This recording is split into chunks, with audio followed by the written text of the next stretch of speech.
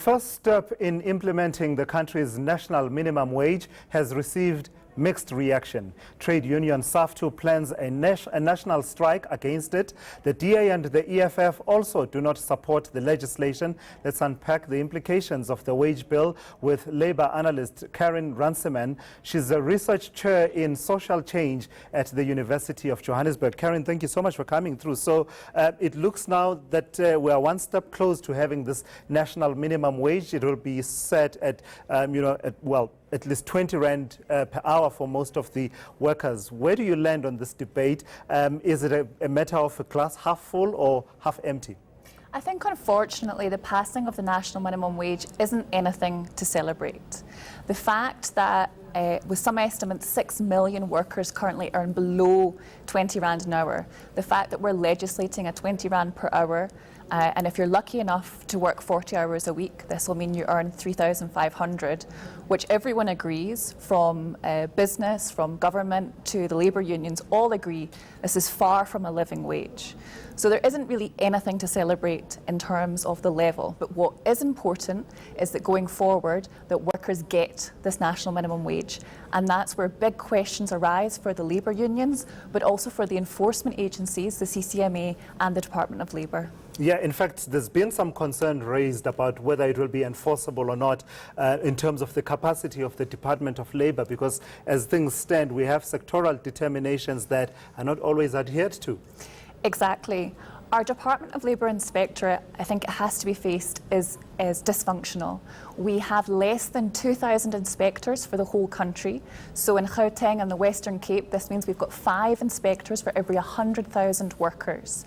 It's clear that the Department of Labour is not working. That's why the CCMA is being brought in to help with the compliance with the national minimum wage, but also other basic conditions of Employment Act, conditions like payment of UIF. But there are big concerns about moving this on to the CCMA. The CCMA currently has a caseload of an average of 945 cases referred a day. They're only being given an extra 20 million to deal with this expanded mandate. And I think we can all imagine how many more cases are going to be coming to the CCMA, and it just isn't clear that the CCMA is ready for this and that it's got the capacity to deal with the number of cases that could potentially come through its doors. But on principle, do you agree that this national minimum wage will at the very least make a difference in terms of the earnings of some 6.4 million workers is the figure that is being thrown around by those who support the national minimum wage, and by extension perhaps improve their living conditions? It obviously will make a difference that potentially 6 million workers will receive a wage increase. The question is, will they actually receive this?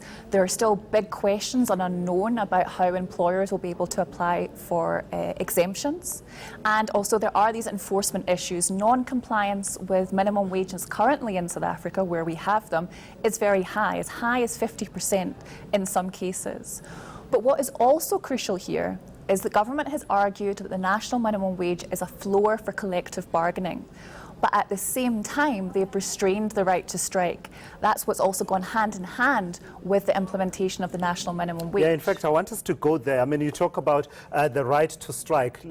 Trade unions have, some trade unions have made a big deal out of this, saying that actually the other pieces of legislation that have been passed, particularly the Labour Relations Amendment Bill, is an attack on the right to strike. What about this issue of a secret ballot amounts to an attack on the right to strike? The balloting has been there all along. Well, I think we have to be clear about this. There is a balloting provision in Section 95 of the LRA as it currently stands before the amendment is passed. However, it does not put any prescriptions on how that balloting must be done. And in the tradition of our trade union movements, that has often been done by show of hands, by other forms of democratic participatory democracy. The imposition of a secret ballot, and by codifying it as a secret ballot, is nothing more than an attack on the right to strike. In every country in the world where secret balloting has been introduced, strike action has actually declined. That is the purpose of this amendment. It is not a concern with shop floor democracy.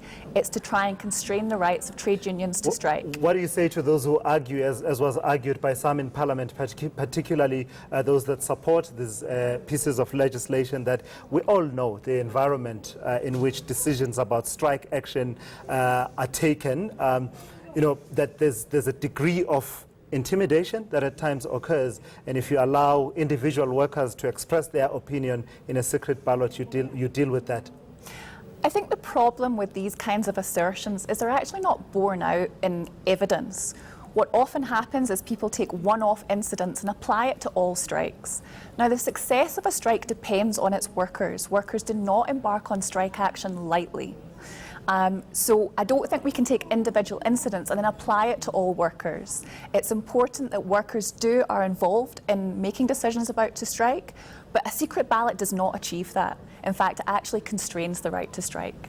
So let's talk a bit about the other things, the other area of discomfort in as far as the Labour Relations Amendment Bill is concerned, and that has to do with the role of the CCMA in resolving strikes that have been going on for a particular period of time through this arbitration process that can be invoked at any point. What is the problem with that?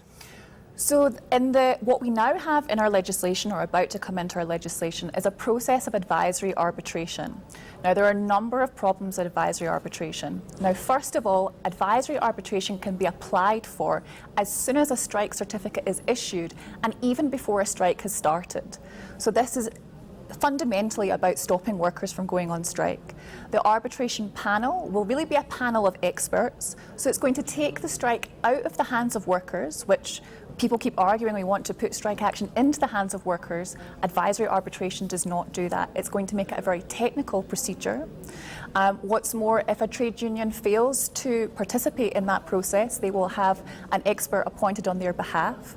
And the decisions of that advisory arbitration are binding on all parties unless somebody appeals it. And again, there is a process for the appeal. But fundamentally what this means is it will frustrate workers who want to embark on strike action by dragging them through a technical bureaucratic process, which I do not think is in the interests of workers. All right, Carin, thank you so much for coming through and having this discussion with me. And clearly the debate continues. And interestingly, one of the other pieces of legislation, the Basic Conditions of Employment Act, doesn't seem to be triggering that much debate. Thank you for coming through. That is Carin Runciman, a Labour analyst, talking to us about the various pieces of legislation that were passed by Parliament yesterday, the National Assembly, that is.